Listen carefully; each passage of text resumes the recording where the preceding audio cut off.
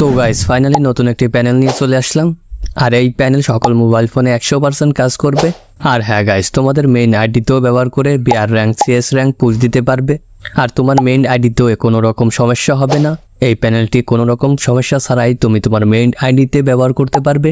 আর তোমরা কিভাবে এই প্যানেলটি সেট আপ করবে আমি এই ভিডিওতে তোমাদের A to Z দেখিয়ে দিব। আর হ্যাঁ গাইস, এরকম নতুন নতুন প্যানেল ভিডিও পেতে হলে অবশ্যই এই চ্যানেলটি সাবস্ক্রাইব করবে।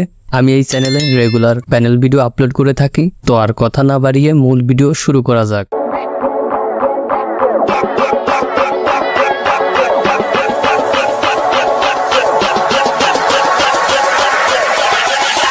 Ladies and gentlemen. তো ভিডিওর ডিসক্রিপশন বক্সে অথবা কমেন্ট বক্সে প্যানেলটির লিঙ্ক পেয়ে যাবে। তো লিঙ্কে ক্লিক করলে তোমাদের সরাসরি প্লে স্টোরে নিয়ে যাবে। তো তোমরা প্যানেলটি ইনস্টল করে নেবে। তারপর তোমাদের মোবাইল স্ক্রিন থেকে প্যানেলটি সরাসরি ওপেন করবে। তো প্যানেলটি ওপেন হলে সেটিংস অপশন অ্যালাউ চাইবে, তো তোমরা অ্যালাউ করে দিবে। তারপর তোমাদের সামনে ঠিক এমন একটি ড্যাশবোর্ড ওপেন হবে। তারপর স্টার্ট অপশনে ক্লিক করবে আর তখনই এই পেজে নিয়ে আসবে। আর এখানে তোমরা নট অ্যালাউতে ক্লিক করবে। তারপর তোমরা তিনটা সেটিংস অপশন দেখতে পারবে, যেমন এম টুলস, জিএফএক্স টুলস এবং হেডশট টুলস। তো তোমরা প্রথমে এমস টুলসে ক্লিক করবে আর তখনই তোমরা এমস বাটন পেজে চলে আসবে।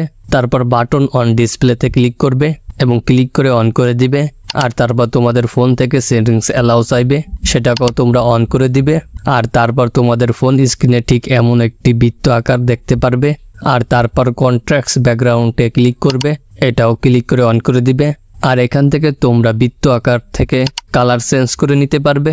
আর এখানে তোমরা মন মতো কালার চেঞ্জ করে নিবে। তারপর বর্ডার হোয়াইট নামে একটি অপশন দেখতে পারবে, এখানে তোমরা ক্লিক করে এই বৃত্ত আকারটি মোটা চিকন করে নিতে পারবে।